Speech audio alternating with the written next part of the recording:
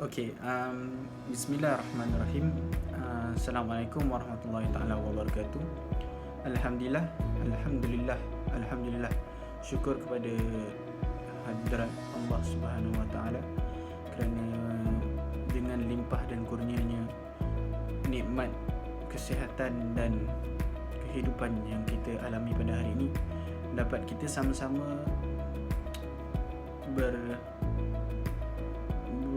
dapat kita sama-sama alami dan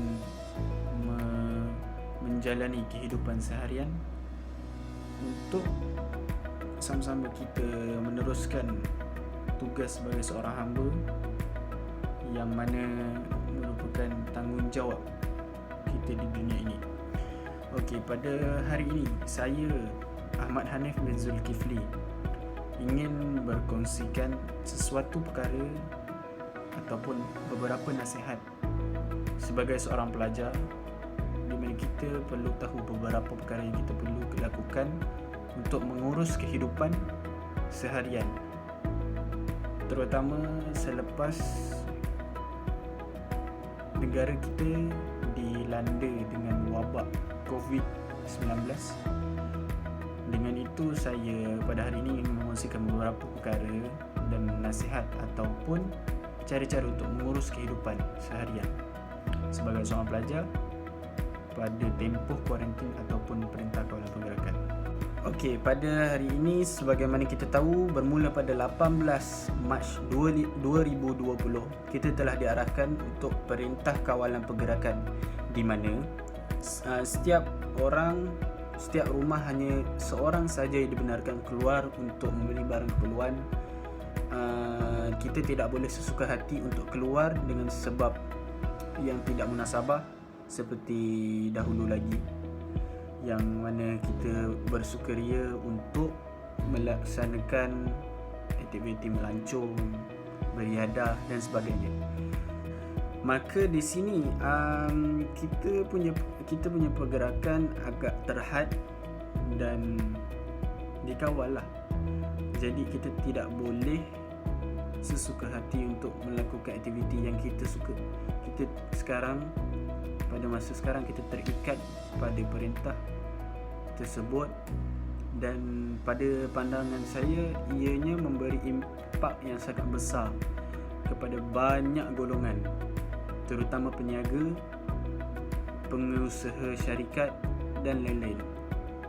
Dalam pada masa yang sama, saya juga berpendapat bahawa para pelajar juga akan terkesan dengan perintah ini kerana kita tidak boleh melakukan kelas secara fizikal seperti sebelum-sebelum ini, dan ia memberi kesan terhadap bagaimana pelajar itu ingin bertanyakan soalan, ingin mendapatkan kefahaman yang jelas, dan ia akan berbeza berbanding kelas secara fizikal. Jadi pada hari ini saya ingin kongsikan beberapa tips penting sebagai seorang pelajar untuk menguruskan diri ketika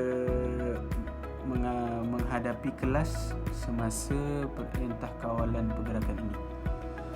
Seperti mana kita tahu, para pelajar diminta untuk menghadapi kelas secara atas talian. Oleh itu, perkara pertama yang saya ingin ketengahkan ialah pengurusan masa. Para pelajar perlu menguruskan masa dengan baik, perlu mengasingkan waktu-waktu rehat, waktu-waktu untuk belajar dan waktu-waktu untuk melaksanakan kerja-kerja di rumah seperti membantu ibu bapa ataupun mengemas rumah. Kita pulang kepada individu masing-masing. Jadi para pelajar perlu memastikan berapa lama yang perlu untuk mereka melaksanakan tugas yang diberikan oleh pensyarah, berapa lama masa untuk mereka melaksanakan ulang kaji, dan berapa lama masa untuk mereka melaksanakan kerja-kerja rumah. Perkara-perkara sebegini perlu dititik beratkan kerana jika kita tidak menguruskan masa dengan baik, kesihatan mental ataupun kitaran masa kita seharian akan terganggu. Jadi bila masa-masa tersebut tidak diuruskan dengan baik, berkemungkinan pelajar tersebut akan menjadi tidur lambat, bangun lambat, ataupun paling lagi teruk mengalami tekanan. Apabila pelajar tersebut tidak cukup tidur, mereka akan keletihan. Apabila terlalu banyak kerja yang perlu dilakukan, mereka akan mengalami tekanan. Oleh itu, kesihatan fizikal dan mental bagi seseorang pelajar itu sangat penting. Kerana sebagai seorang pelajar, kita perlu menjaga kesihatan untuk terus fokus dan memberi tumpuan di dalam kelas.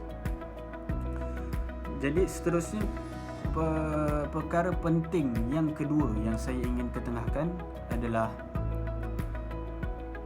para pelajar perlulah menjaga pemakanan dan senaman fizikal.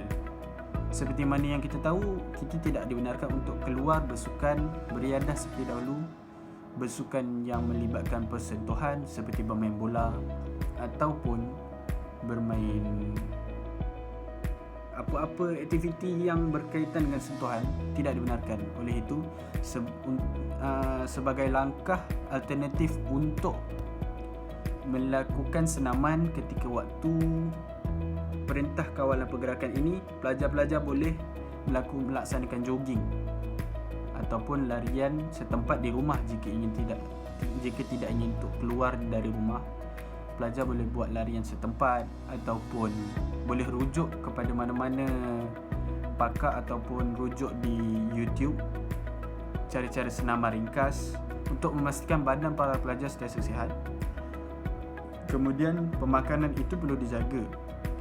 Setiap keluarga perlu memastikan makanan-makanan yang dimasak setiap hari mengikut jadual pemakanan yang seimbang untuk memastikan setiap orang di dalam rumah, termasuklah kita sebagai seorang pelajar, sentiasa sihat melalui cara pengambilan makanan.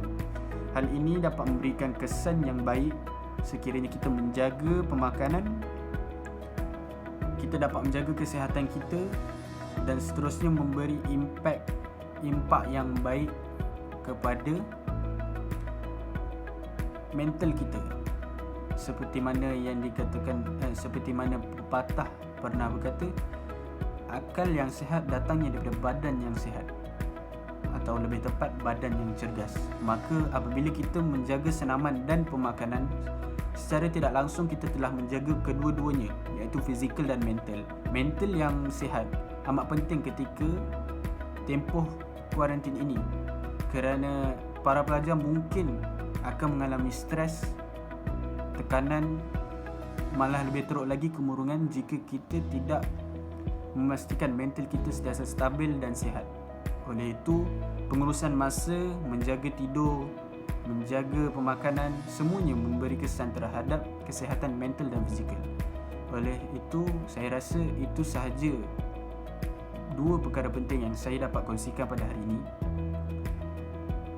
Jadi, setiap pelajar mahupun semua individu perlulah menjaga kesihatan untuk memastikan hidup sepanjang tempoh kawalan pergerakan ini lebih selamat dengan kesihatan yang hal ini kerana menjaga keselamatan daripada terdedah ataupun dijangkiti daripada penyakit COVID-19 tersebut. Kita perlu menjaga kesihatan fizikal dan mental kita ketika berada di rumah. Terutama sebagai seorang pelajar, kita perlu menuntut ilmu dengan baik dan sempurna.